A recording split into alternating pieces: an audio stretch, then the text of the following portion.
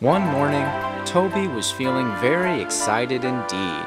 "What are you so cheerful about?" asked Thomas. "I'm taking the Fat Controller and his grandchildren on a seaside trip today," Toby replied, and he then left to fetch them. He picked them up at the station and then set off for the seaside. The children were very pleased and were soon building a splendid sandcastle. The Fat Controller inspected it. "My word, it's a very fine castle. Have you seen a real one like it?" "Yes," replied the children. "Father showed us the old abandoned one at Tidmouth Bay. There are still train tracks there." "Oh, yes, of course," replied the Fat Controller. "I wonder if we could still go down that old line." They met Toby back at the station. "Come along, we are going exploring." Toby was excited. He made his way up Duck's branch line, and they came to a lonely signal box. "Where are you going?" asked the signalman. "We're trying to get to the old castle," replied the Fat Controller. "Is that line still operational?" "Yes, it is, sir, but it's a bit rickety." When the signalman switched the points, their adventure really began. Toby pushed past branches and bushes until they came to another little junction. There were two old signs, one saying "to the castle" and the other "to the mine." "Can we visit the mine too?" begged the grandchildren. "I don't see why not," replied the Fat Controller. "We'll go after we visit the castle." Toby made his way along the old line and soon came to a very run-down but massive castle. Toby was very impressed, and everyone had a look around. When they came back, the Fat Controller said, "Now we shall visit the mine."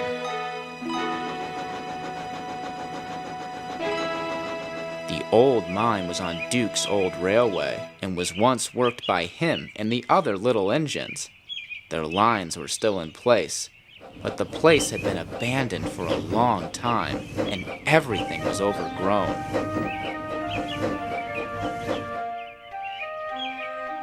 The Fat Controller was most impressed, but Toby felt a bit uneasy. It reminded him of the last days on his old tramway. "I wouldn't be surprised if this place is haunted," he thought to himself. Needless to say, he was glad when it was time to leave. A few days later, the Fat Controller spoke to him. "I think both the castle and mine will be perfect attractions for tourism, but they will need hard work first." "Yes, sir," replied Toby nervously. A little while later, the Fat Controller's plans were put into action. Thomas and Toby began clearing up the old mine. Today it was decided that Toby and his crew would stand guard that night, which Toby was not pleased about. As his trucks were being loaded, he thought he heard something. "What was that?" he remarked. "What?" asked Thomas. "It sounded like a voice, like someone was trying to say, 'hello' or something." Thomas laughed. "Oh, it's probably the ghost." "Ghost?" shrilled Toby. "What ghost?" "The old warrior ghost. Every night he lights his fire and goes hunting. Goodbye." And with that, Thomas left. "Ugh, nonsense," grumbled Toby. But when night came, he wasn't so sure. A mist rolled in, and everything looked very spooky. "Now I'm sure this place is haunted," he said to himself. "It's quite nice when you get used to it," replied a distant voice. Toby jumped. "It's the ghost!" he wailed. "What ghost?" said his driver. "It's the old warrior! He's come to hunt me down!" The voice spoke again. "Hello? Is there anyone there?" "Don't be so daft," said the driver. "We'll go and investigate."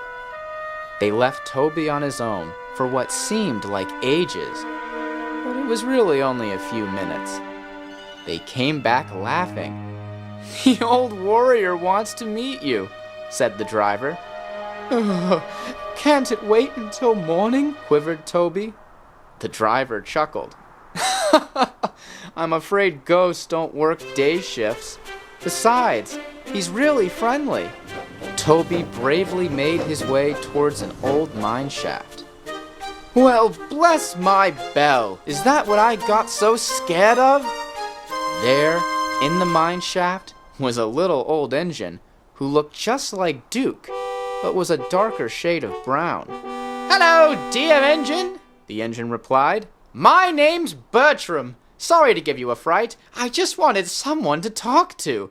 It's been rather lonely since my line closed. I would sleep during the day, but then get awfully bored at night. Toby was speechless.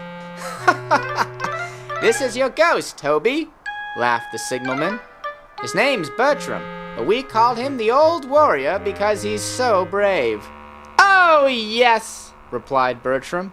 I have lots of stories about the days on the old Mid-Sodor Railway where I helped in dangerous situations. Shall I tell you some now?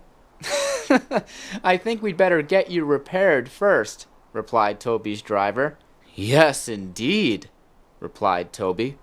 The Skarloey Railway will be pleased to have another engine. Bertram and Toby became good friends. The mine and castle were soon completed and very popular with tourists.